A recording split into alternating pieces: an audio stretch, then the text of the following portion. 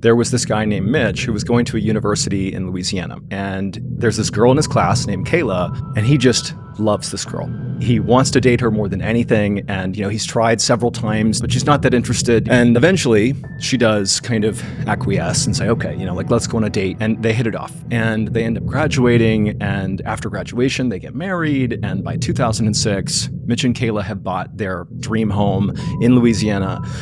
And they welcome their first child, their daughter.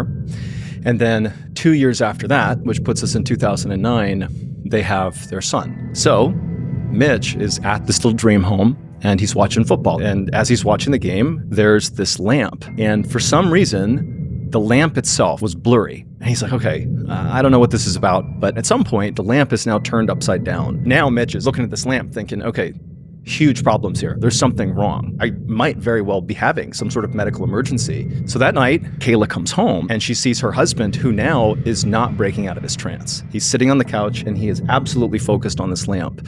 So Kayla grabs the phone and she calls the doctor. And eventually he opens his eyes and he looks around and he's surrounded by a sea of people that are all looking at him, and he's on the ground. It's broad daylight. He's not at his house anymore. And he's looking around at this crowd of what looks like college kids, and he's looking for his wife and his kids. He can't see them. And as he's yelling for his wife and kids, a police officer comes charging through the circle and he grabs Mitch. He lifts him up, a grown man, and just runs with him to his police car. And the whole time, Mitch is like, where's my wife and kids? What's going on? And the police officer was like, sir, you just hit your head. I'm bringing you to the hospital. Mitch was a senior in college. And he got tackled by a football player, and he hit his head on the ground, and he was unconscious for like 10 seconds or something.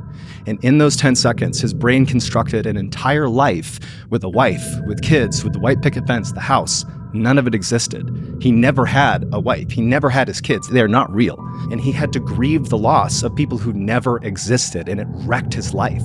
He did this huge Reddit post, this Ask Me Anything, where he tried to tell people what it's like to have basically lost your entire family who don't exist. Wow. Yeah. Have you reached out to this guy? Yeah. And what's he like? No, he doesn't want to talk about it.